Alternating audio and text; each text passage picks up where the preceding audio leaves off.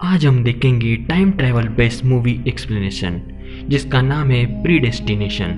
Movie को explain करने से पहले आपको ये जानना जरूरी है कि मूवी के चारों मेन कैरेक्टर्स जेन, जॉन, बारकीप, फिजलबॉम्बर असल में एक ही इंसान है जो अलग अलग समय में जैसे कोई पास्ट, कोई प्रेजेंट और कोई फ्यूचर से।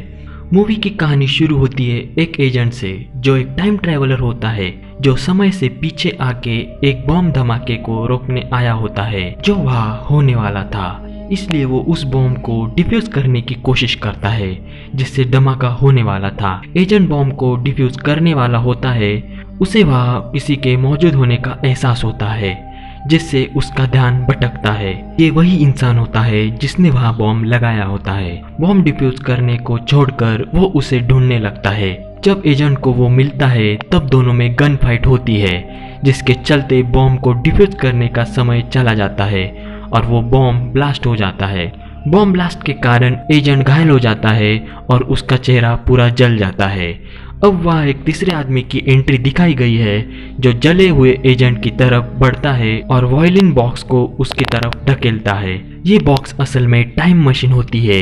इस मशीन का इस्तेमाल करके वो एजेंट 1992 में चला जाता है। ये वही साल होता है जहाँ से वो टाइम ट्रैवल करके आया होता है।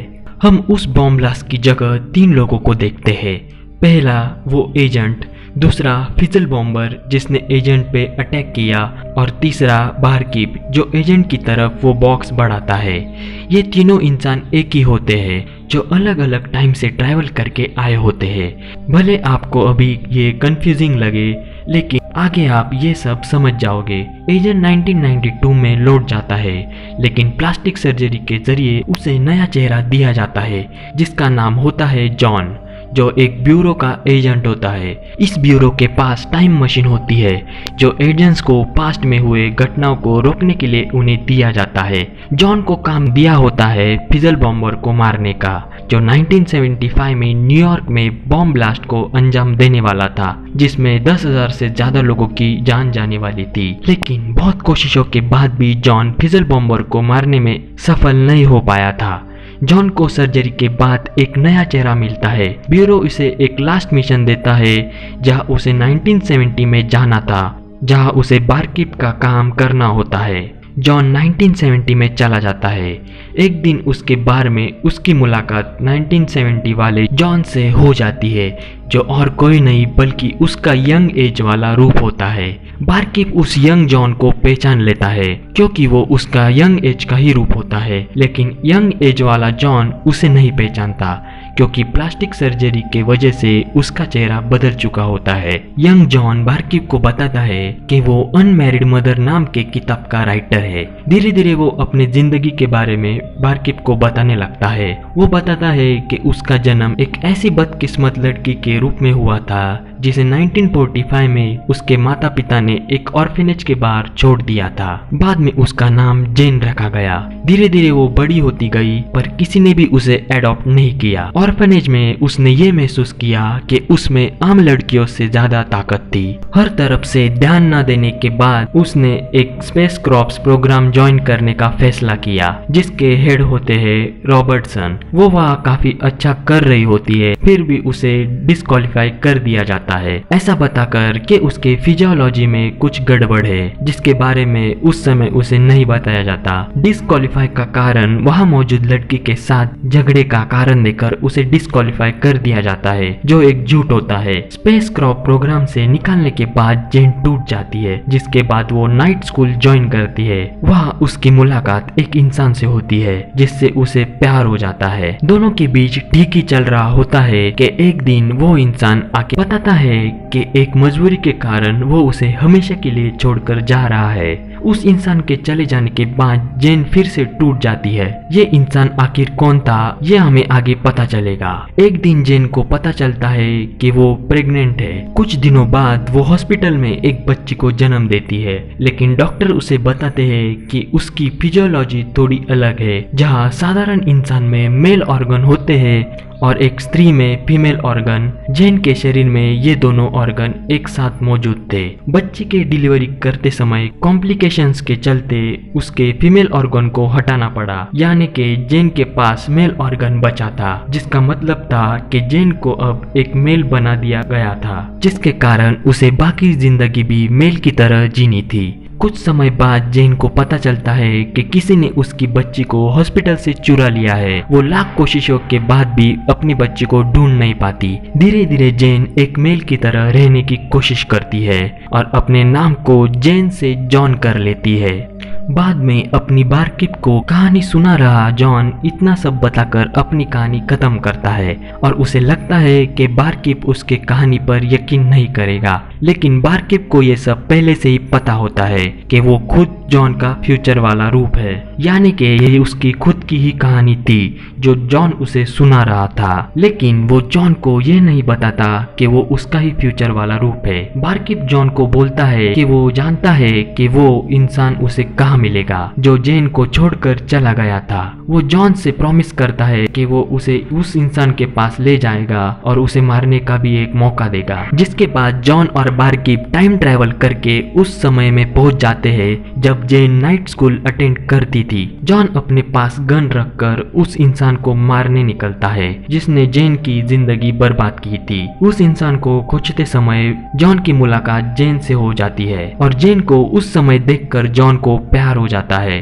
जॉन को समझने में देर नहीं लगती कि वो जिस इंसान को मारने आया था वो कोई और नहीं बल्कि वो खुद ही था, यानी कि वो जॉन ही था जिसे जेन से प्यार हुआ था और वो जॉन ही था जो जेन को छोड़कर चला गया था। जब तक जॉन और जेन की लव स्टोरी आगे बढ़ रही होती है तब तक बारकीप छिपके से वहां से निकल लेता है। वो टाइम ट्रैवल करके चला जाता है 1970 में बॉम्ब को डिफ्यूज करने। ये वही सीन होता है जो हमें मूवी के शुरुआत में दिखाया गया था। जब बारकीप वहां पहुंचता है तो वहां वो देखता है कि फिजल बॉम्बर वहां बॉम्ब लगा रहा है। वहां काफी वक्त उन दोनों में लड़ाई होती है जिसमें बारकीप बेहोश हो जाता है। जब उसे होश आता है तो वो जॉन को देखता है जिसका चेहरा बॉम्ब को डिफ्यूज करते समय पूरी तरह जल चुका होता है। बारकीप जॉन की तरफ टाइम मशीन बढ़ाकर उसकी मदद करता है उसे वापस उसके समय में लौटने के लिए। इस दौरान फिजल बॉम्बर भी वहां से निकल जाता है। बारकीप अब उस समय में जाता है जब जेन ने उस बच्ची को जन्म दिया था। वहां उसकी मुलाकात रॉबर्टसन से होती है जिसके पास भी वो टाइम मशीन होती है, जिससे यहाँ हमें पता चलता है कि वो भी टाइम ट्रेवल कर सकता है।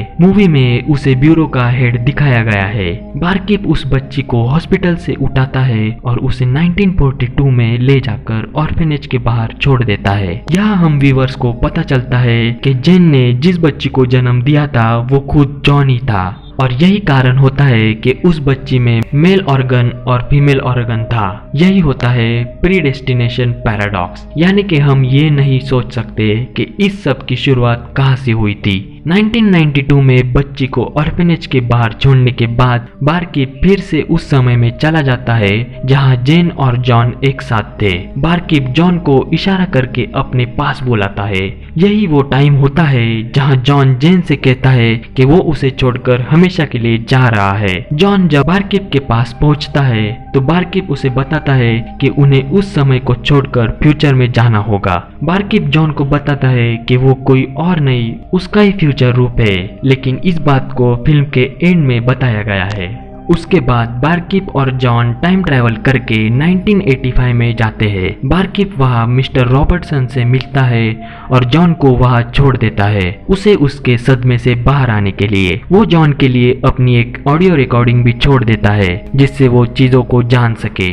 मिस्टर रॉबर्टसन से मिलने के बाद बारकीप 1975 में चला जाता है अपने रिटायरमेंट के लिए। जैसे कि हमें पता रहता है कि 1975 में न्यूयॉर्क में वो बॉम्ब ब्लास्ट होने वाला था जिसमें 10,000 से ज्यादा लोगों की जान जाने वाली होती है। बारकीप 1975 में होने वाले धमाके से कुछ दिन पहले के समय में जाता है। दूसरी तरफ 1985 में जॉन अपनी हालत से रिकवर होने के बाद जब बारकीप के दिए ऑडियो रिकॉर्डिंग को सुनता है तब उसे सच्चाई का पता लगता है और बाद में वो भी एक एजेंट बन जाता है। उसके 7 साल बाद जॉन एक एजेंट बन चुका होता है जो टाइम ट्रैवल करके 1970 में जाता है फिजल बॉम्बर द्वारा लगाए बॉम्ब को डिफ्यूज करने। यहाँ हमें फिर से मूवी का पहले वाला सीन दिखाया गया है। यहाँ जॉन फिजल बॉम्बर से डिस्ट्रैक्ट होता है, जहाँ दोनों में गन फाइट होती है, जिसके चलते बम का डिफ्यूज करने का समय खत्म हो जाता है और वो बॉम्ब ब्लास्ट हो जाता है। बॉम्ब के ब्लास्ट होने के कारण जॉन का चेहरा पूरी तरह जल जाता है। यहाँ हम व्यूअर्स को समझ आता है कि पहले सीन्स में वो 3 लोग कौन थे और वो वहाँ क्या कर रहे थे। बारकीप पहुंचता है ईयर 1975 में ड्यूटी से रिटायर होने के लिए। 1975 में होने वाला हादसा अभी तक हुआ नहीं था, क्योंकि बारकीप अब रिटायर हो चुका है और वो अपने टाइम ट्रेवल मशीन को डीकमीशन करने की कोशिश करता है, पर वो ऐसा कर नहीं पाता क्योंकि उसमें एरर आ जाता है। जब वो अपनी फाइल चेक करता है तब मिस्टर रॉबर्टसन ने उसके लिए वहाँ एक क्लू छोड़ा होता है, जिसकी मदद से वो उस फिजल बॉम्बर को पकड़ सकता है। उस क्लू का इस्तेमाल करके बारकीप पहुंचता है लॉन्ड्रोमैट, जहाँ फिजल बॉम्बर मौजूद होता है। बारकीप जब फिजल बॉम्बर को देखता है तो वो हैरान हो जाता है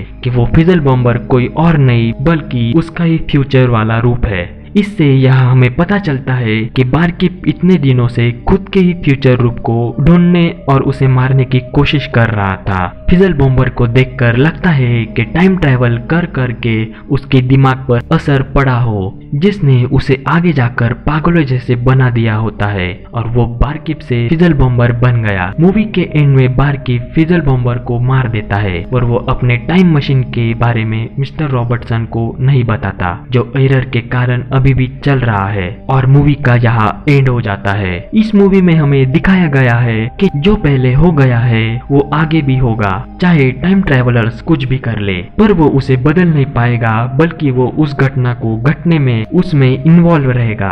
तो ये था प्रीडेस्टिनेशन मूवी का एक्सप्लेनेशन जो टाइम ट्रैवल पर आधारित है। उम्मीद करता हूँ कि आपको ये एक्सप्लेनेशन पसंद आया हो, तो वीडियो को लाइक और कमेंट जरूर करें। तब तक के लिए स्टे ट्यून।